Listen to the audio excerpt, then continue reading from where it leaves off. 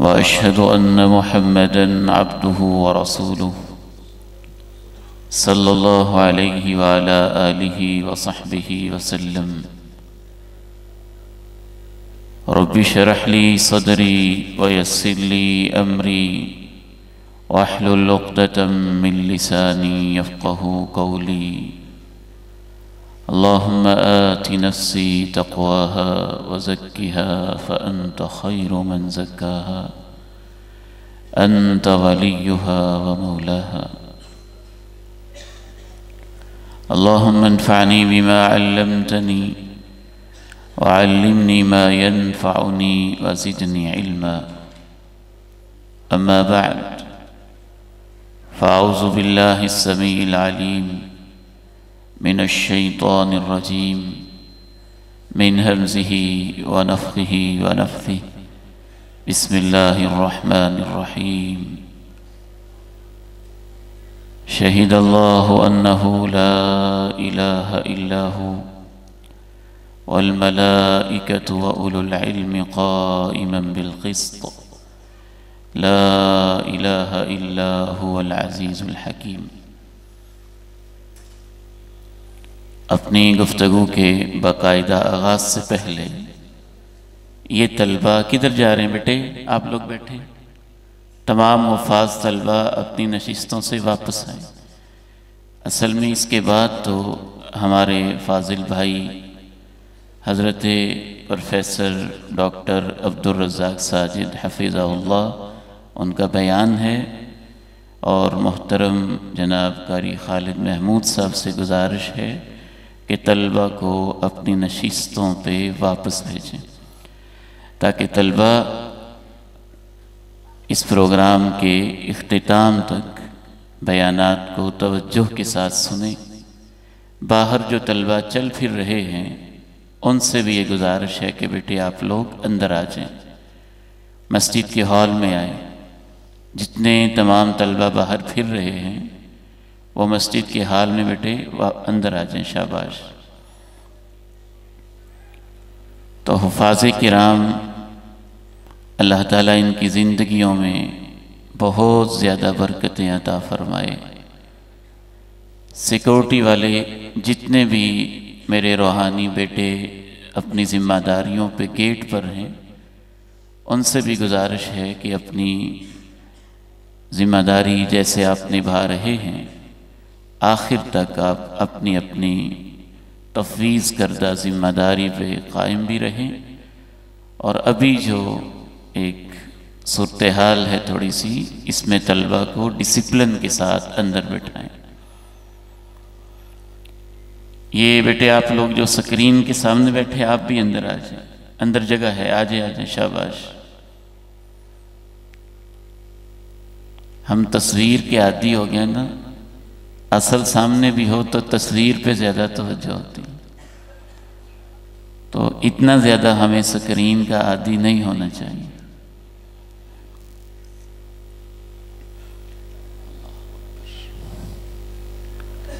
بہت زیادہ خوشی، سعادت، مسرت، احساس تشکر ہے آج اس ادارے میں اپنے دائیں بائیں ان مبارک روحانی پرنور اور عظیم چہروں کو دیکھ کر.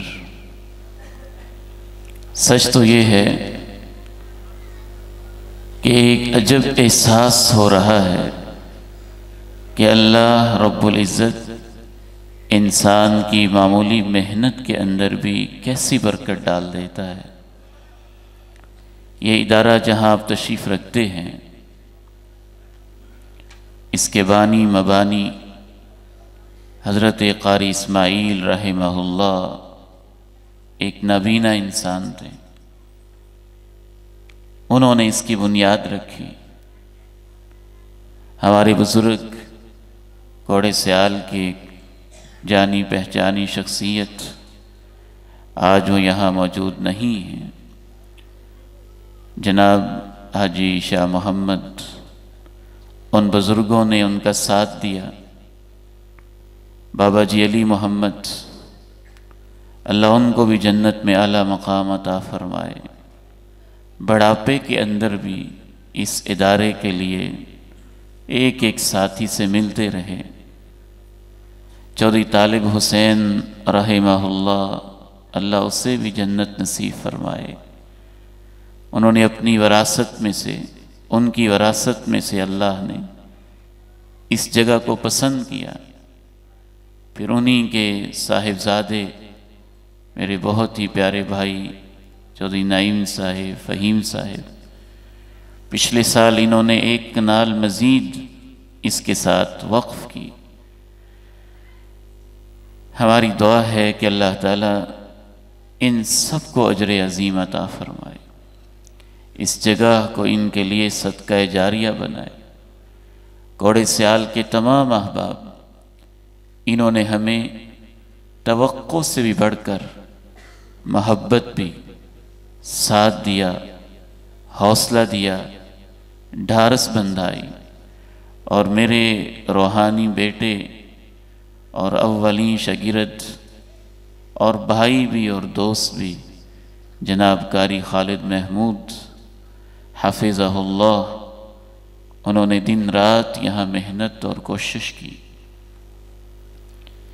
میرا دل چاہتا ہے کہ صرف وہ لوگ جو ہم نے سٹیج پہ آج آپ نے دیکھے ہیں، آپ کو تاکہ اندازہ ہو کہ ان اداروں میں اللہ نے کیا برکت رکھی ہوئی۔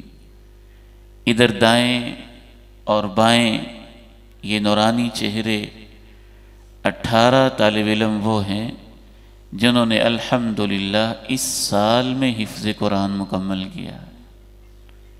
کتنی بڑی سعادت ہے یہ۔ جو اسٹیج سیکرٹری کر رہے تھے، شاید ابھی تشریف رکھتے ہیں، پروفیسر عبداللہ سلیم صاحب، تشریف لائیں جی، آپ کی زیارت ہو جائے۔ حضرت مولانا پروفیسر ڈاکٹر انشاءاللہ ہونے والے حافظ عبداللہ سلیم حفظہ اللہ، انہوں نے راجوال میں حفظ کیا، درس نظامی مکمل کیا۔ حضرت قاری خالد صاحب تب راجوال میں اسی مرکز میں ہی پڑھاتے تھے، اور آج الحمدللہ ہمارا یہ روحانی بیٹا یونیورسٹی آف انجینئرنگ اور ٹیکنالوجی کے اندر اسلامیات کا پروفیسر ہے الحمدللہ۔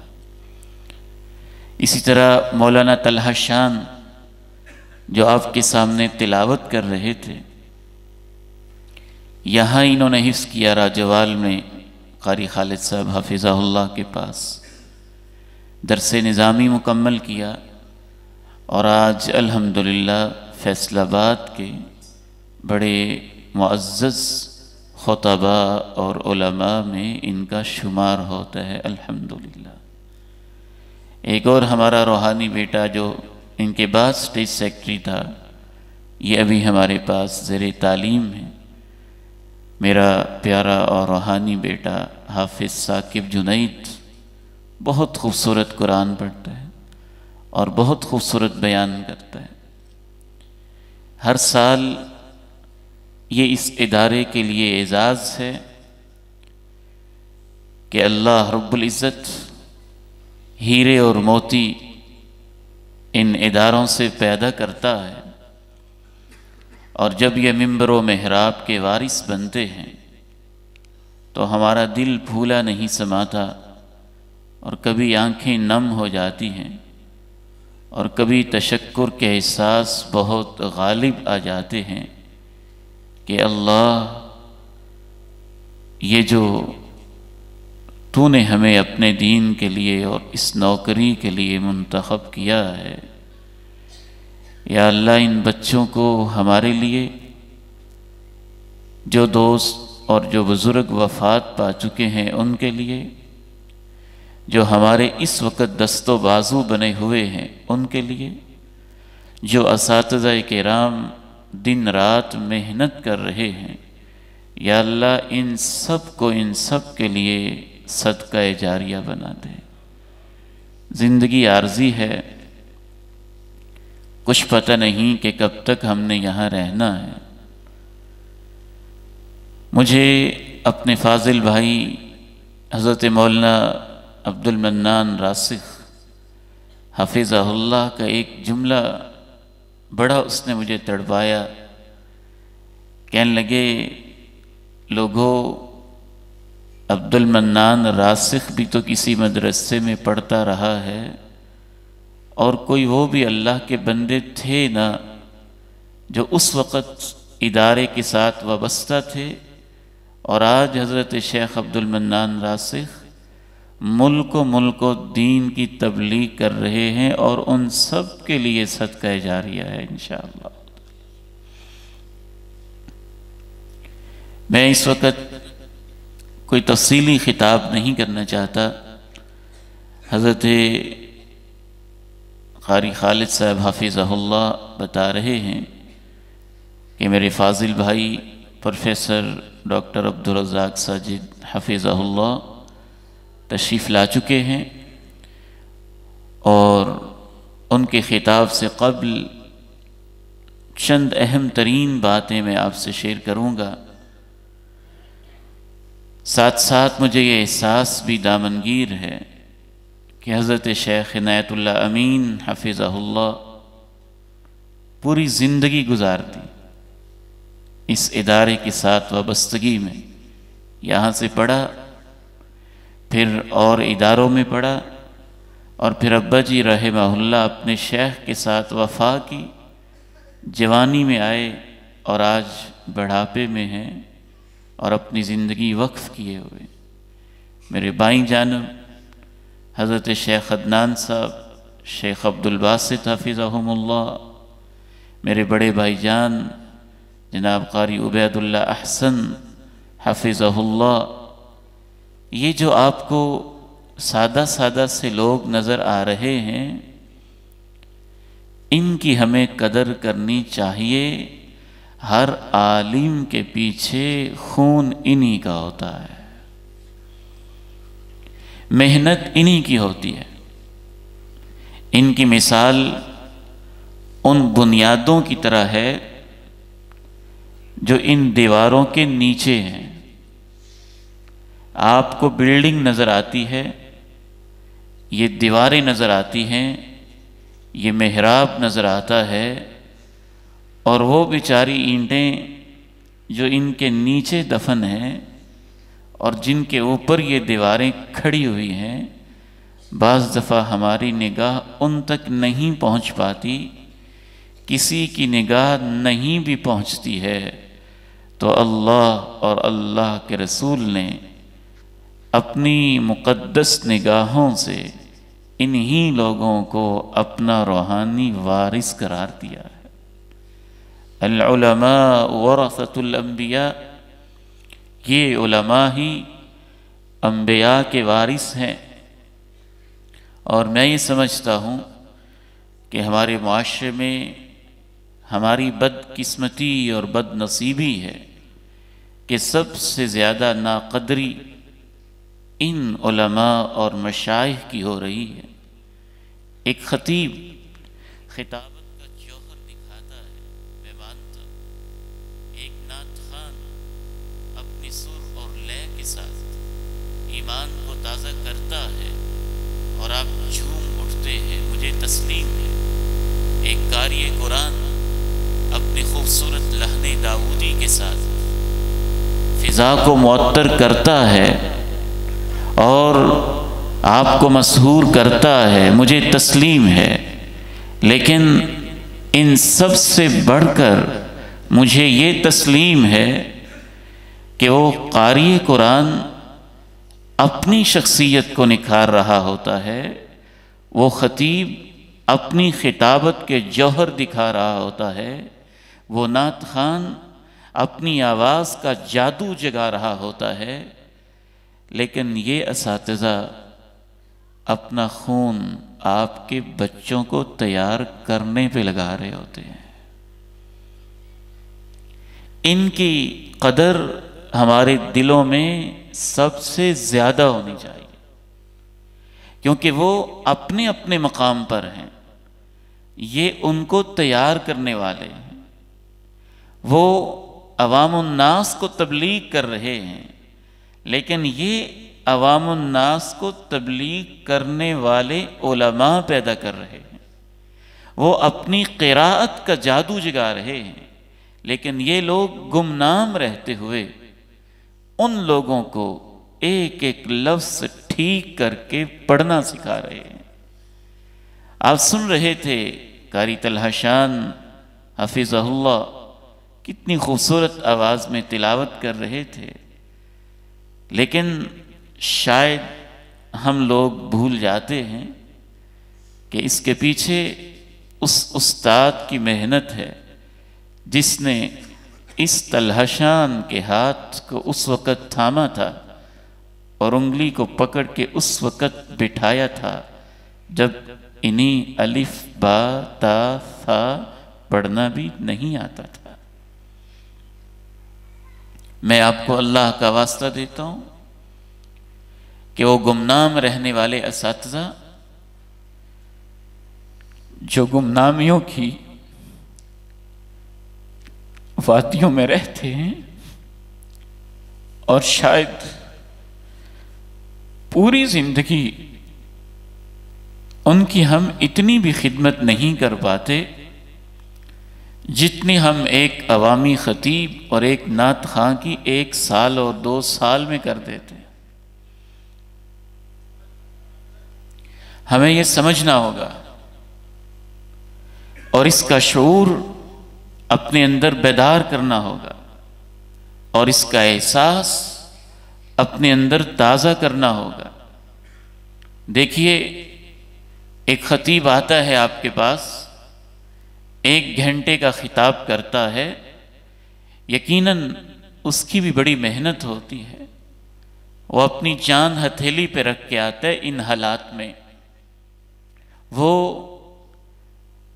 بہت سارے ڈاکوؤں لٹیروں کے سامنے اپنی زندگی کے خطرات کو پیش کر کے آتا ہے، لیکن بہرحال دکھ ہوتا ہے بعض دفعہ کہ ہم اس کی خدمت کرتے ہیں اور کرنی چاہیے، اس پہ دکھ نہیں ہے۔ دکھ اس پہ ہوتا ہے کہ 1 گھنٹہ جو خطیب اپنا بیان کرتا ہے، ہم اس کی قدر پھر بھی تھوڑی بہت کر لیتے ہیں، لیکن جو پوری زندگی گمنام رہتے ہوئے روزانہ 12 گھنٹے ہمارے بچوں کو پڑھاتا رہتا ہے، اس کی قدر ہم کم کرتے ہیں یا کرتے ہی نہیں۔ شہید اللہ انہ لا الہ الا ہو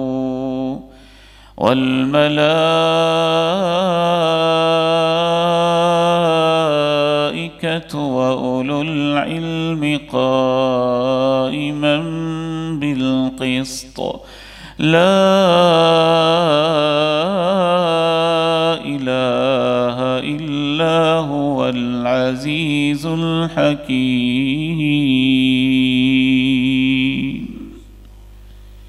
اس آیت کو سمجھ کے جانا ہے آج۔ شہید اللہ انہ لا الہ الا ہو والملائکۃ وَأُولُو الْعِلْمِ قائما بالقسط لا الہ الا هو العزیز الحکیم۔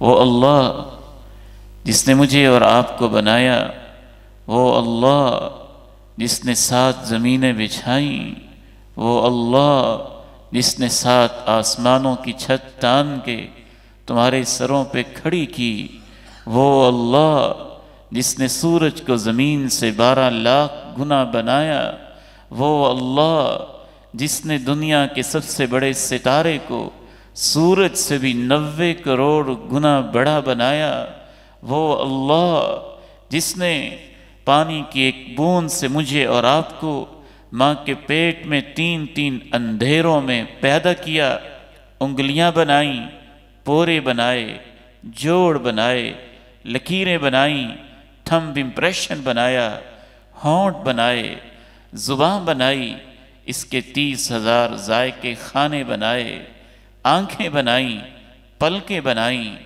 بھویں بنائیں، جیتا جاگتا انسان بنایا، لوگوں نے اس کے شریک بنائے، اور اللہ نے کہا لوگوں میرا کوئی شریک نہیں ہے۔ نہ کسی نبی نے زمین کو پیدا کیا، نہ کسی ولی نے زمین کو پیدا کیا، نہ کسی نبی نے سورج کو نکالا، نہ کسی ولی نے سورج کو نکالا، نہ کسی نبی نے مجھے اور آپ کو پیدا کیا، نہ کسی ولی نے مجھے اور آپ کو پیدا کیا۔ رب کریم نے کہا اللہ میں تمہارا، میں گواہی دیتا ہوں میرے سوا عبادت کے کوئی لائق نہیں ہے، والملائکہ فرشتے گواہی دیتے ہیں میرے سوا عبادت کے کوئی لائق نہیں ہے۔ تیسرے نمبر پہ اللہ نے کہا علماء گواہی دیتے ہیں میرے سوا عبادت کے کوئی لائق نہیں۔ یہ علماء، میں سمجھتا ہوں ان کی شان میں قرآن کی کوئی آیت نہ ہو اور پیغمبر کی کوئی حدیث نہ ہو تو ان علماء کی شان کے لیے اللہ کے قرآن کی یہ ایک آیت ہی کافی ہے۔ جتنا بڑا کیس ہوتا ہے نا، آپ اتنے بڑے گواہ ڈھونڈتے ہیں۔ 5 مرلے کا کیس ہو، چھوٹے موٹے گواہ سے کام چل جاتا ہے۔ 1 ایکڑ کا کیس ہو، کہتے ہیں گواہ مضبوط ہونا چاہیے۔ مربوں کا کیس ہو تو آپ اور زیادہ تلاش کرتے ہیں کہ گواہ کہیں پھر نہ جائے، مضبوط ہونا چاہیے، وفادار ہونا چاہیے، مخلص ہونا چاہیے۔ میں ان علماء کی عظمت پہ قربان جاؤں، ان کا جوتیاں اٹھانا بھی ہمارے لیے سعادت ہے۔ اللہ نے اپنی توحید کا کیس پیش کیا، الوہیت کا کیس پیش کیا، لا الہ الا اللہ کا مقدمہ پیش کیا، اور اس مقدمے کے اوپر اللہ نے کہا یہ میرا مقدمہ ہے انسانیت کے سامنے، میرے سوا عبادت کے کوئی لائق نہیں، اور اس مقدمے کے اوپر میں خود گواہی دیتا ہوں، میرے فرشتے گواہی دیتے ہیں اور علماء گواہی دیتے ہیں۔ دوبارہ اس آیت میں غور کریں، شہید اللہ انہ لا الہ الا هو والملائکۃ واولو العلم قائما بالقسط لا الہ الا هو العزیز الحکیم۔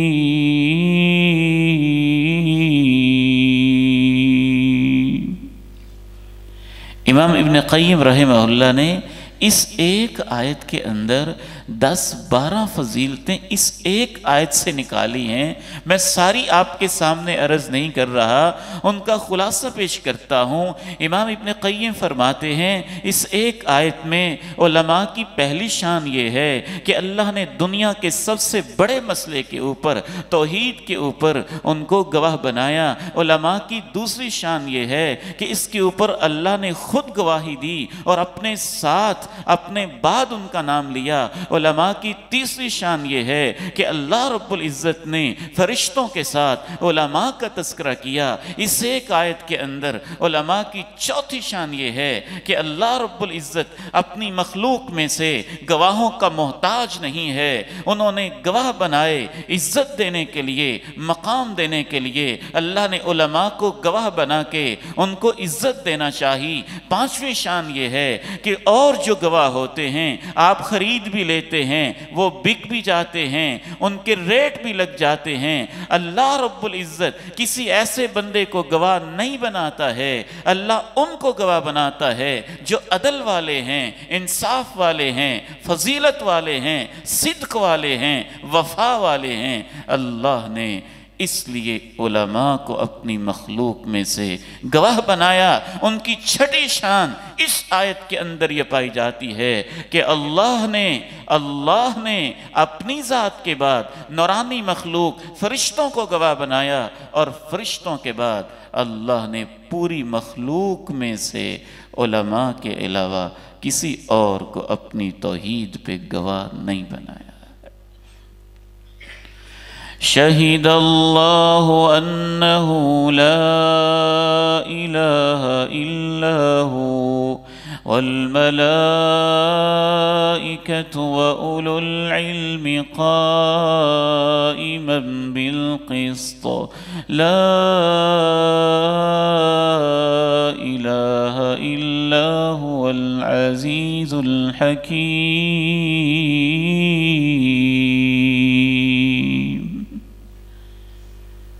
علماء ہمارے معاشرے میں مذاق کے ساتھ ان کو کہا جاتا ہے مولوی اور مولوی۔ یاد رکھیے یہ تصور، یہ حقارت اسلامی تاریخ میں پہلے کبھی بھی نہیں تھی۔ اللہ کے پیغمبر کے دور میں اس انداز سے مولوی اور عالم کو نہیں سمجھا جاتا تھا۔ صحابہ کے دور میں اس انداز میں مولوی اور عالم کو نہیں سمجھا جاتا تھا۔ اس کائنات کے سب سے بڑے عالم محمد الرسول اللہ صلی اللہ علیہ وسلم ہیں، اور ان کے بعد علم میں فائق جناب ابو بکر صدیق ہیں۔ وہ عالم بھی تھے، امام بھی تھے، خلیفہ بھی تھے، لیڈر بھی تھے۔ ایک بڑے عالم اس کے بعد عمر فاروق ہیں رضی اللہ تعالی عنہ۔ وہ عالم بھی تھے، خلیفہ بھی تھے، امام بھی تھے، شہید محراب بھی تھے، منبر و محراب کے وارث بھی تھے۔ جناب عثمان غنی رضی اللہ تعالی عنہ قرآن کے بہت بڑے عالم تھے۔ وہ عالم بھی تھے، خلیفہ بھی تھے، امام بھی تھے، داماد رسول بھی تھے۔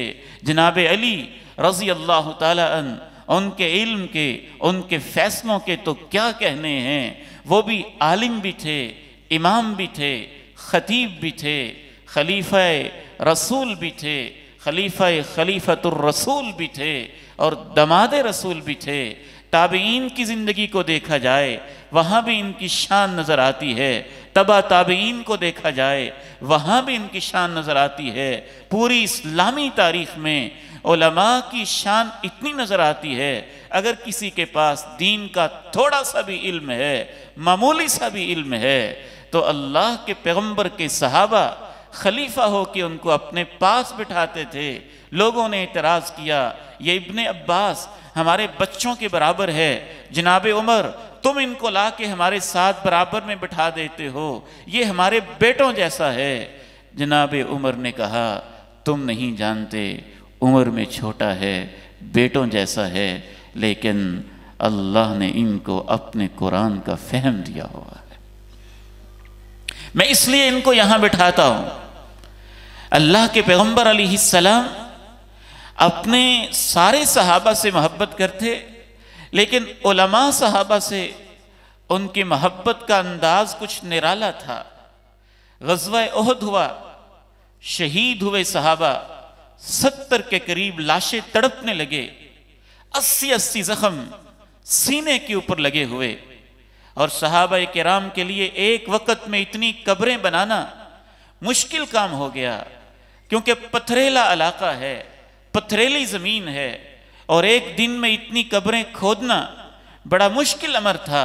بدبخت ہیں وہ لوگ جن کو یہ بہانہ ملا ہوا ہے کہ جی غزوہ احد میں بھگدڑ مچ گئی تھی، صحابہ بھاگ گئے تھے، ان کی نیتیں خراب ہیں، ان ظالموں کو یہ نظر نہیں آتا یہ غزوہ احد ہی تھا جس میں ایک صحابی رسول نے اپنے سینے پہ 80 سے زیادہ زخم کھائے۔ یہ وہی غزوہ تھا جس میں 11 صحابہ نے اللہ کے پیغمبر کے وجود مبارک کے اوپر اپنی کمر کو جھکا دیا تھا۔ تیر برس رہے تھے، نیزے لگ رہے تھے، اور 11 صحابہ ایک موقع پہ شہادت کا جام نوش کر رہے تھے، اور انہوں نے پیغمبر سے ہٹنا گوارا نہیں کیا تھا۔ یہ وہی صحابہ تھے، یہ وہی غزوہ تھا جس میں ایک صحابی جاں بلب تھا، اور لوگ اس کے پاس پہنچے تھے، کہنے لگے کیا پیغام دینا چاہتے ہو؟ کہا میں یہ پیغام دینا چاہتا ہوں، ہمارے پیارے نبی کی حفاظت کرنا اور اپنی جانیں قربان کر دینا تمہارے جیتے جی اگر کوئی کافر پیغمبر تک پہنچ گیا تو کل اللہ کے سامنے جواب کیا دو گے؟ تو 70 صحابہ کی جب لاشیں تڑپ رہی تھیں، نبی علیہ السلام نے، میں کر صاحب سے گزارش کرتا ہوں پروفیسر صاحب کو بلائیں، ڈاکٹر صاحب کو، میں اپنی گفتگو کلوز کرتا ہوں ان کی آمد پہ انشاءاللہ۔ تو 70 صحابہ کے لاشیں جب تڑپ رہے تھے تو ایک ایک قبر کے اندر بہت توجہ سے سنیں، 2 3 صحابہ کو دفنایا جا رہا تھا، کیونکہ پتھریلی زمین میں ایک دن میں 70 قبروں کا انتظام مشکل تھا۔ اللہ اکبر! قرآن پڑھنے والے لوگوں سے اور علماء سے اللہ کے پیارے نبی علیہ السلام کو کتنی محبت تھی۔ آپ نے کہا میرے صحابہ، ایک ایک قبر کے اندر 2 شہیدوں کو تم دفن کر رہے ہو، یہ سارے شہید ہیں اور صحابہ ہیں، صحابہ ہیں اور شہید ہیں، اس سے بڑا اعزاز کیا ہو سکتا ہے؟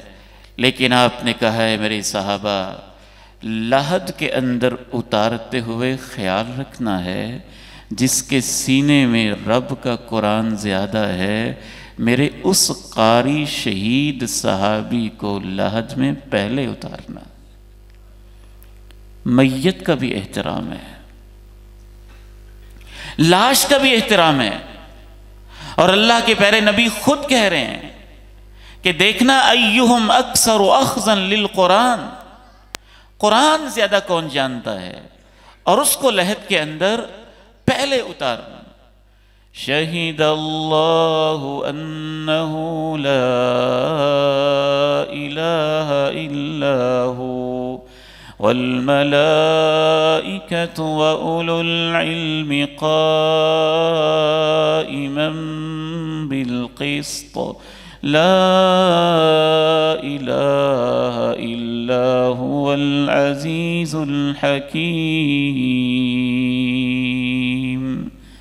اللہ نے علماء کو توحید پہ گواہ بنایا، اللہ کے پیغمبر نے ان کی لاشوں کا بھی احترام کیا، اور شہیدوں کے اوپر بھی ان کو فوقیت دی، ہیں سارے شہید، لیکن پھر بھی کہا ان شہیدوں میں جو قرآن والا ہے اس کی نعش کو تم نے لحد میں پہلے اتارنا ہے۔ اللہ کے پیارے نبی علیہ السلام ان سے کچھ علیحدہ ہی محبت کرتے تھے، سارے صحابہ سے محبت تھی، لیکن علماء صحابہ سے کچھ علیحدہ ہی محبت تھی۔ اپنی زبان مبارک سے ان کو ڈگریاں دیتے، ان کو بھیجتے، ان کی تشکیل کرتے، دعوت کے میدانوں میں، جہاد کی راہوں میں۔ مدینہ منورہ میں آپ نے بھیجا حضرت مصعب بن عمیر رضی اللہ تعالیٰ عنہ کو، جو قرآن کے عالم تھے، قرآن کے ماہر تھے، قرآن کے عالم تھے۔ مدینے والے آئے، ہمیں آپ کوئی آدمی دے دیں جو ہمیں دین سکھائے۔ آپ نے جناب مصعب بن عمیر رضی اللہ تعالی عنہ کو روانہ کیا۔ مصعب بن عمیر شاہانہ زندگی بسر کرنے والے تھے، شاہانہ زندگی بسر کرتے تھے، ماں کے لاڈلے پیارے اور شہزادے تھے۔ تاریخ کہتی ہے جو جوڑا ایک دفعہ پہن لیتے تھے مصعب دوبارہ نہیں پہنتا تھا، روزانہ کپڑے بدلتے تھے، خوشبو ایسی لگاتے تھے کہ جہاں سے گزر جاتے تھے مکہ کی عورتیں کہتی تھیں کہ خوشبو بتاتی ہے کہ یہاں سے مصعب گزر کے گیا ہے۔ اللہ نے ان کو دین کی سمجھ دی، سب کچھ ہی بدل گیا۔ مجھے دکھ ہو رہا ہے اس وقت، ہم نے دین کا کیا حشر کر دیا ہے۔ ہم نے تو علماء میں سے بھی ان کی قدر کی جو نت نئے اپنے اپنے انداز میں اپنی دولت کی نمائش کرتے ہو۔ سوشل میڈیا کے اوپر جو عالم اب بڑی ساری گاڑی پہ آئے، جو عالم ریسلنگ بائیسیکل پہ آئے، ہاف سلیف پینٹ شرٹ پہن کے آئے، انگریزی کے چند بول بولے اور اپنی دولت کی نمائش کرے، نوجوان سمجھتے ہیں یہ ہمارے مطلب کا عالم ہے، اس کی بات زیادہ سنی جاتی ہے اور اس کو زیادہ فالو کیا جاتا ہے۔ اللہ کے پیغمبر کی زندگی میں یہ عالم مصعب ابن عمیر، اللہ نے ان کو دین کا جب فہم دیا تو ان کی زندگی ایسی بدلی کہ مصعب کا سب کچھ ہی بدل گیا۔ میں یہ نہیں کہتا، علماء کو اللہ نے اگر عزت دی ہے، دولت دی ہے تو خیر کی بات ہے، لیکن معیار یہ نہیں ہے، معیار اس کو نہ بنایا جائے اور دولت کی نمائش نہ کی جائے۔ سوشل میڈیا پہ ایسے نوجوان علماء آ رہے ہیں جو اپنی دولت کی نمائش کرتے ہیں غریبوں کے سامنے، طرح طرح کے 20 کھانے رکھ کے وہ تبلیغ کر رہے ہیں، گاڑیاں دکھا کے وہ تبلیغ کر رہے ہیں، قیمتی گھڑیاں دکھا کے یہ تبلیغ کر رہے ہیں، قیمتی پینٹ شرٹ برانڈڈ پہن کے تبلیغ کر رہے ہیں۔ یہ دین کی تبلیغ ہو رہی ہے، یہ تو اپنی دولت کی تبلیغ ہو رہی ہے، اپنی دولت کی نمائش ہو رہی ہے۔ مصعب ابن عمیر رضی اللہ تعالی عنہ و ارضاہ، اللہ کے پیغمبر نے جب ان کی ذمہ داری لگائی، زندگی ایسی بدلی، جو ایک سوٹ روزانہ بدلتا تھا، آج اس نے ایسے کپڑے پہنے ہیں جس کے اندر پیوند اور ٹاٹ لگے ہوئے ہیں، اور اللہ کے پیارے نبی علیہ السلام ان کو دیکھ کے رو پڑے۔ کیا مصعب نے مدینہ کے وڈیروں کو منانے کے لیے اپنی کوئی دولت کی نمائش کی تھی؟ عالم کے لیے اصل چیز قرآن ہے، اس کا علم ہے، اس کا اخلاص ہے، اس کی قرات ہے، اس کا دین ہے۔ اور یہ کیسے دائی یوٹیوب کے چینلوں پہ آ رہے ہیں جو اپنی دولت کی نمائش کو سمجھتے ہیں کہ اس طرح سے لوگ دین کی طرف آ جائیں گے۔ مصعب ابن عمیر رضی اللہ تعالی عنہ کو جب اللہ کے پیارے نبی علیہ السلام نے دیکھا کہ ایسے آ رہے ہیں، وہ مصعب جو روزانہ سوٹ بدلتا تھا، آج اس کے جسم پہ پیوند لگے ہوئے ہیں اور ٹاٹ لگے ہوئے ہیں، اللہ کے پیارے نبی علیہ السلام کی آنکھوں میں مصعب کو دیکھ کے آنسو آ گئے تھے، آنسو آ گئے۔ اور جس دن مصعب رضی اللہ تعالی عنہ کا جنازہ اٹھا، اس وقت حال یہ تھا کہ وہ مصعب جو روزانہ کپڑے بدلتا تھا، اگر اس کے چہرے کے اوپر چادر دیتے تو پاؤں ننگے رہ جاتے، پاؤں پہ چادر دیتے تھے تو سر ننگا رہ جاتا تھا۔ تو اللہ نے ان کے بارے میں کہا، من المؤمنین رجال صدقوا ما عاهدوا اللہ علیہ فمنهم من قضى نحبه ومنهم من ينتظر وما بدلوا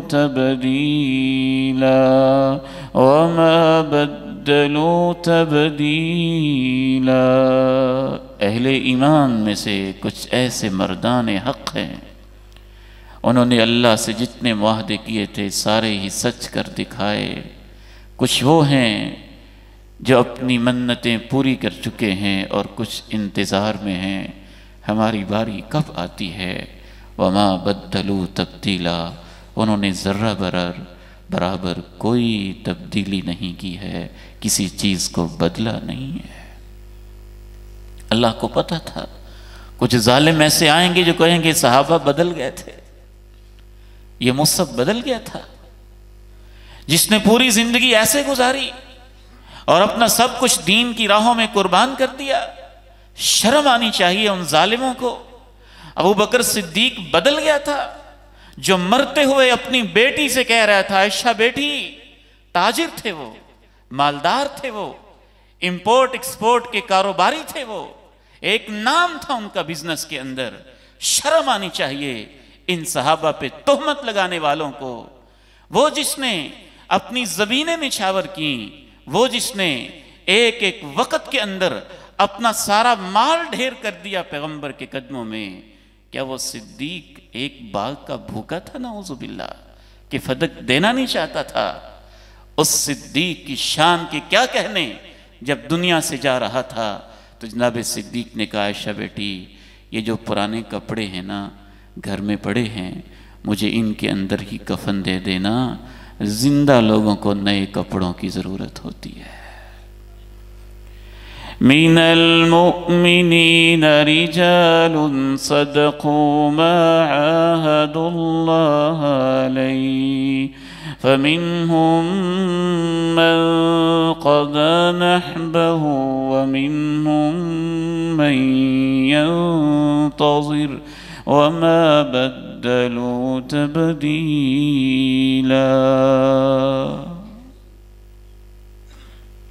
اللہ کے نبی علیہ السلام کے عہد میں علماء کا ایک مقام ہوتا تھا، ان کی ایک شان ہوتی تھی، ان کی بڑی عزت ہوتی تھی، اتنی عزت کہ اللہ کے پیارے نبی علیہ السلام اپنے گھر والوں کو پیچھے کر دیتے تھے اور دین کے علماء اور طلبہ کی ضروریات کو ان سے بھی پہلے اور مقدم رکھتے تھے۔ سیدہ فاطمہ زہرا رضی اللہ تعالی عنہ تشریف لائیں، اللہ کے پیارے نبی علیہ السلام کے سامنے تاریخ بتاتی ہے کہ ہاتھ پہ آبلے پڑے ہوئے تھے، کام کر کے چکی پیس کے، اے اللہ کے پیارے نبی آپ کے پاس خادم آئے ہیں، مجھے بھی عنایت ہو جائے۔ بعض روایات میں اللہ کے پیارے نبی علیہ السلام نے کہا تھا، فاطمہ بیٹی صفہ کے طالب علموں کو چھوڑ کر میں تمہیں کچھ نہیں دے سکتا ہوں، صفہ کے طالب علموں کو چھوڑ کر میں تمہیں کچھ نہیں دے سکتا ہوں۔ اللہ کے پیغمبر تو ان دین کے طلبہ علماء سے اتنی محبت کرتے تھے کہ ان کی ضرورت پیش کرنے سے بھی پہلے، ان کے بولنے سے پہلے، لب پہ لانے سے پہلے سمجھ آتے تھے کہ میرا یہ عالم، میرا یہ صحابی، میرا یہ طالب علم کیا چاہتا ہے۔ جناب ابو ہریرہ بھوک کے عالم میں یوں پیٹ کو زمین کے اوپر لٹائے لیٹے ہوئے ہیں اور پتھر باندھے ہوئے ہیں، بھوکے ہیں، پیاسے ہیں۔ جناب ابو بکر گزرتے ہیں، ان سے پوچھتے ہیں، ابو بکر قرآن کی اس آیت کا مطلب کیا ہے؟ جناب ابو بکر گزر جاتے، غور کرنے سے یوں لگتا ہے انہوں نے کوئی ایسی آیت پڑھی جس کے اندر یہ ہوگا وَيُطْعِمُونَ الطَّعَامَ عَلَىٰ حُبِّهِ مِسْكِينًا وَيَتِيمًا وَأَسِيرًا، کہ اللہ کے نیک بندے مسکینوں کو، غریبوں کو کھانا کھلاتے ہیں۔ بھوک لگی ہوئی تھی، کہا میں آیت کا مطلب پوچھوں گا تو شاید سمجھ جائیں گے، مجھے کھانا کھلا دیں گے۔ پھر جناب عمر گزرے، کہا جناب عمر اس آیت کا مطلب کیا ہے؟ وہ گزر گئے۔ اللہ کے پیارے نبی علیہ السلام تشریف لائے، پوچھا اللہ کے پیارے نبی جی اس آیت کا مطلب کیا ہے؟ قربان جائیے، اللہ کے پیارے نبی کو دین کے طالب علموں اور علماء سے کتنی محبت تھی۔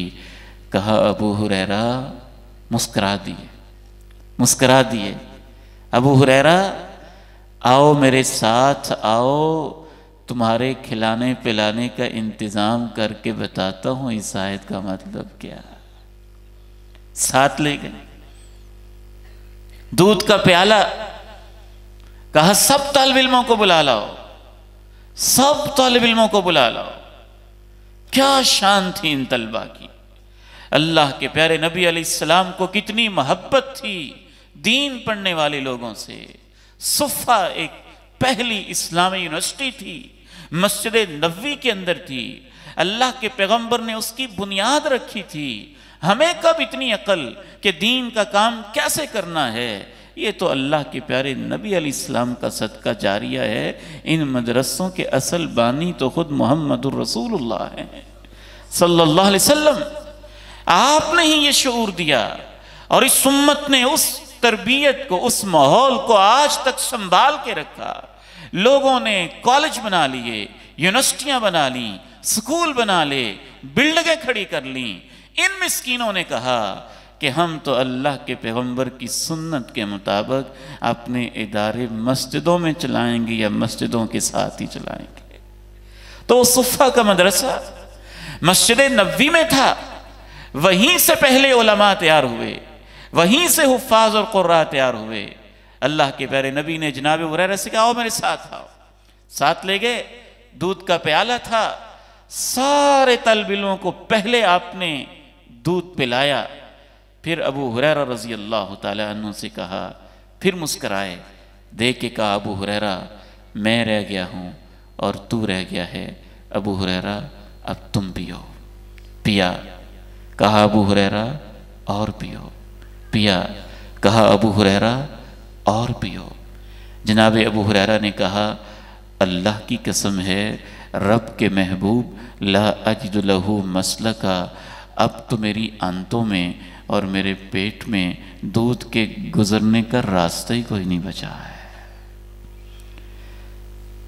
ان سب کو پلانے کے بعد یہ وہ طالب علم ہیں کہ سب سے آخر میں اللہ کے پیارے نبی نے خود پیا تھا۔ اس سے آپ اندازہ کیجئے کہ اللہ کے نبی کے دور میں ان کے ساتھ کیا معاملہ تھا، صحابہ کے دور میں کیا معاملہ تھا، تابعین کے دور میں کیا معاملہ تھا۔ تو کب سے ان کو مولوی کہا جانے لگا، اور کب سے ان کو ایک تیسری مخلوق سمجھا جانے لگا، اور کب سے ان کے خلاف محاذ آرائیاں ہونے لگیں، اور کب سے ان کے خلاف تہمتیں لگنے لگیں، اور کب سے ان کے پیچھے ایجنسیاں پڑ گئیں، اور کب سے ان کے پیچھے حکومتیں ہاتھ دھو کے پڑ گئیں، اور کب سے ان کے اوپر مختلف قسم کے الزامات لگنے لگے۔ یہ اسلامی تاریخ نہیں ہے، یہ تب ہوا جب انگریز اس بر صغیر میں آئے اور انگریزوں نے یہاں کے مسلمانوں کو غلام بنایا، اور حضرت شاہ عبدالعزیز محدث دہلوی رحمہ اللہ، ان سیاسی لیڈروں کو کیا پتا دین کا شعور کیا ہوتا ہے، وہ پہلی شخصیت تھی۔ میں سمجھتا ہوں کہ پاکستان کے اصل بانی تو وہ تھے، شاہ عبدالعزیز محدث دہلوی رحمۃ اللہ علیہ نے فتویٰ دیا کہ ہندوستان پہلے مسلمانوں کا مرکز ہوتا تھا، اب کافروں کے انڈر آ گیا ہے، اب مسلمانوں پہ جب تک ایک مسلمان بھی زندہ ہے انگریزوں کے خلاف جہاد کرنا اور تلوار اٹھانا فرض ہو گیا ہے۔ پھر انگریز نے سوچا اچھا یہ بوریا نشین، یہ قرآن پڑھنے والے، یہ حدیث پڑھنے والے، یہ قال قال رسول اللہ کہنے والے، یہ ایسے لوگ ہیں کہ ہمارے خلاف کوئی محاذ کھڑا نہیں ہوا، انہوں نے ایک محاذ کھڑا کر دیا ہے۔ تو اس ظالم انگریز نے یہاں کا ذریعہ زبان بدلا، مساجد اور مدارس کے نام پہ مربع ہوتے تھے، کوئی چندے کا تصور نہیں ہوتا تھا۔ اسلامی حکومت میں جہاں مدرسہ ہوتا تھا اس کے نام پہ 25-25 مربع، 20-20 مربع زمینیں ہوتی اور اس کی آمدن اس مدرسے کے لیے وقف ہوتی۔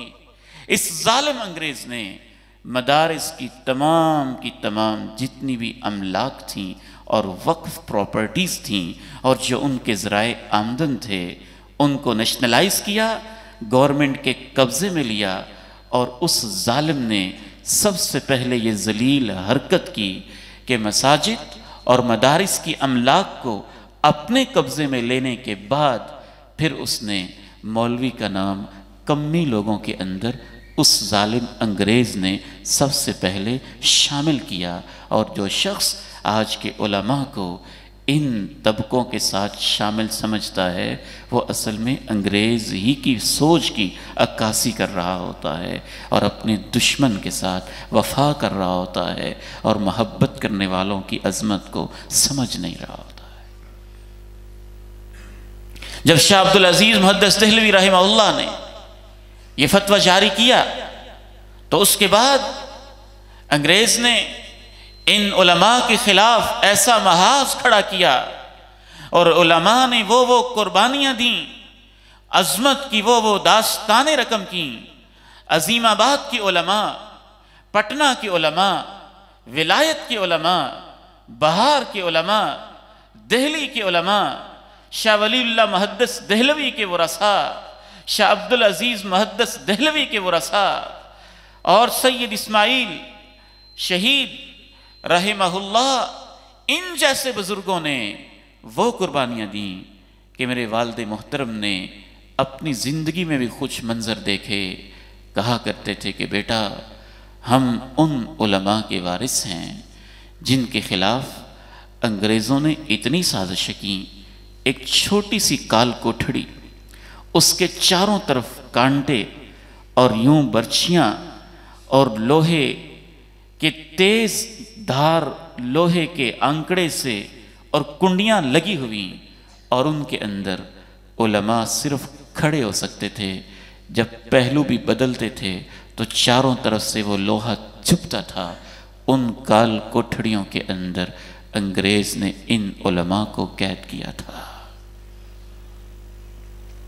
یہ تھے آزادی کا درس دینے والے، جہاد کا درس دینے والے، قرآن کا درس دینے والے، حدیث کا درس دینے والے۔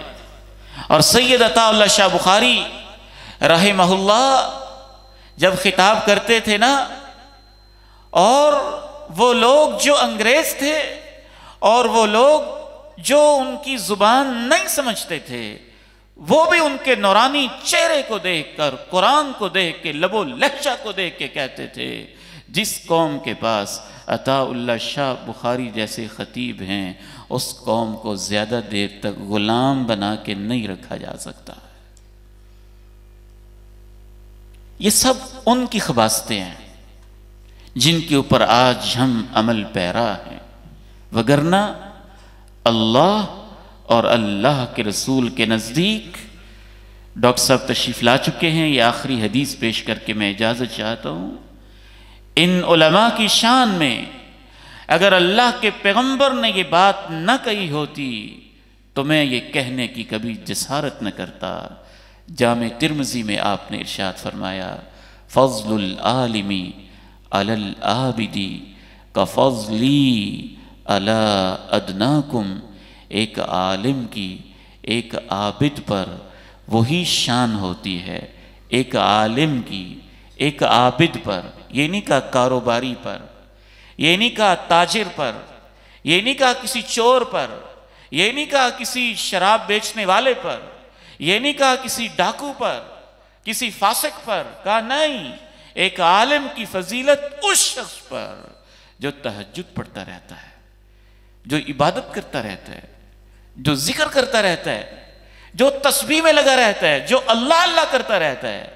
فرمایا فضل العالم علی العابد کا فضلی علی ادناکم۔ اس عالم کی فضیلت عابد پر ایسے ہی ہوتی ہے۔ آپ نے فرمایا اے میری امت کے لوگوں، جیسے تمہارے پیغمبر کی شان سب سے چھوٹے صحابی اور انسان پر ہوتی ہے۔ یہ جامع ترمذی کی حدیث ہے۔ اور ایک ہماری بدبختی یہ ہوئی کہ ہم نے علماء کی بجائے جاہل لوگوں کو عزت دینا شروع کر دی، شوختا باز، ان کو پیر بنا دیا، جن کو قرآن پڑھنا نہیں آتا، جن کو نماز کا ترجمہ نہیں آتا، جن کو حدیث رسول کا نہیں پتا، جن کو پیغمبر کے دین کا نہیں پتا، بس وہ ملنگ بنا ہوا ہے، بھنگ پیتا ہے، نشے میں مست اور دھت رہتا ہے، اور چند شوختا بازیاں کرتا ہے اور کرتب دکھاتا ہے۔ ہم نے کہا یہ ہے، یہ ہے، یہ ہے۔ قرآن اور حدیث میں ایک لفظ، صرف ایک لفظ مجھے دکھا دیں جس میں کسی پیر کی شان بیان کی گئی ہو، اور میں آپ کو قرآن مجید میں سینکڑوں آیتیں نکال دیتا ہوں اور پیغمبر کی سینکڑوں حدیثیں دکھا دیتا ہوں جس میں اللہ اور اللہ کے رسول نے علماء کی شان بیان کی ہے۔ علماء، اگر آپ کے پاس علم ہی نہیں ہے کہ اللہ کہتا کیا ہے، اللہ کے رسول فرماتے کیا ہیں، تو آپ لوگوں کی رہنمائی کیسے کریں گے؟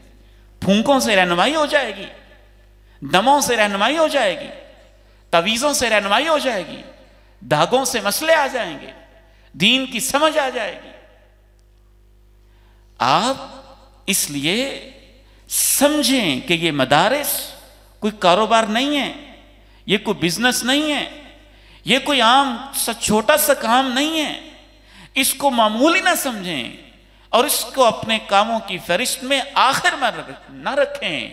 رب ذوالجلال کی عظمت کی قسم اٹھا کے کہتا ہوں کہ اس دنیا میں اس وقت بھی اور سابقہ تاریخ میں بھی اللہ کے دین کو پڑھنا اور پڑھانا اور اس کے مطابق تربیت کرنا، اس سے بڑا کام کوئی نہیں ہے۔ اگر یہ کام نہ ہو تو آپ کا وہ حشر ہو جو آپ سوچ بھی نہیں سکتے ہیں۔ ابا جی رحمہ اللہ فرمایا کرتے تھے، بیٹا یہ علماء اگر نہ ہوتے تو انسان تو اتنے جانور بن جاتے ہیں کہ انہوں نے تو اپنی ماں اور بیٹیوں سے بھی شادیاں کر لینی تھی۔ ان کو تو یہ نہیں پتہ چلنا تھا محرم کون ہے اور غیر محرم کون ہے، کس سے شادی کرنی ہے اور کس سے نہیں کرنی ہے، ماں کس کو کہنا ہے اور بہن کس کو کہنا ہے اور بیوی کس کو کہنا ہے۔ یہ کوئی چھوٹا سا مسئلہ ہے۔ امریکہ نے آج کوئی تھوڑی ترقی کی ہے، برطانیہ کے پاس کوئی تھوڑی سائنسز ہیں، اور ان بیوقوفوں کو اتنا نہیں پتا ہے، اتنا چھوٹی سی بات کا نہیں پتا ہے۔ آج امریکہ اور یورپ کے بدبخت ملکوں کے اندر ایک بیٹی کو بے حیائی کا سب سے پہلا تجربہ اپنے گھر میں اپنے کسی بھائی سے یا باپ یا چچا یا رشتہ دار سے ہوتا ہے۔ 50 ملکوں کے لوگ بیٹھ کے یہ فیصلہ کر رہے ہیں کہ مرد مرد سے شادی کر سکتا ہے اور عورت عورت سے شادی کر سکتی ہے، اور UN کی ویب سائٹ کے اوپر لکھا ہوا ہے کہ یہ جو LGBT جیسی گندی مخلوق ہے ان کو برابر کی عزت ملنی چاہیے۔ کیا اس سے آپ کو پتہ نہیں چلتا کہ اگر دین نہ ہو تو لوگ کتنے بیوقوف ہو جاتے ہیں، کتنے احمق ہو جاتے ہیں؟ اتنی ترقیوں کے باوجود ان کی عقلوں پہ پردے کیسے پڑ جاتے ہیں؟ روس نے تھوڑی ترقی کی تھی، اس نے یہ فیصلہ کیا کہ یہ مولوی لوگ کیا نکاح پڑھاتے ہیں اور کیا انہوں نے اپنا ڈھونگ رچایا ہوا ہے، یہ بھی ان کے اپنے مفادات کے سارے مسئلے ہیں، کوئی نکاح نہیں، کوئی شادی نہیں، جس لڑکے کا جس لڑکی سے دل چاہتا ہے، جہاں جیسے دل چاہتا ہے تعلق قائم کرے۔ باقاعدہ روس کے ریڈیو سے یہ اعلان کیا گیا تھا، اعلان ہوا۔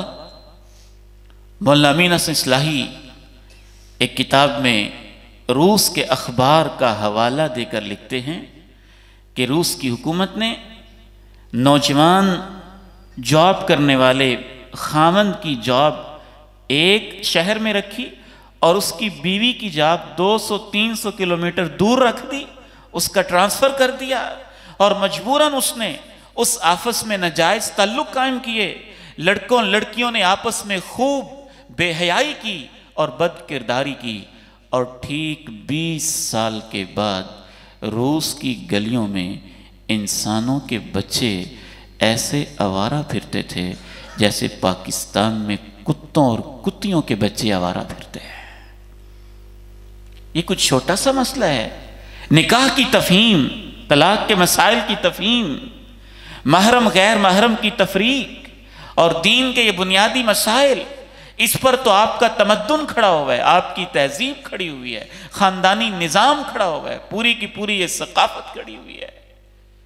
اس لیے میں آپ کو اللہ کا واسطہ دے کے کہتا ہوں کہ ان مدارس سے محبت کریں، علماء سے محبت کریں، انہی سے محبت، دین سے محبت ہے، قرآن سے محبت ہے، حدیث سے محبت ہے، یہی دین کے محافظ ہیں اور یہی دین کے مراکز ہیں، اور انہی کی خدمت اصل میں دین کی خدمت ہے۔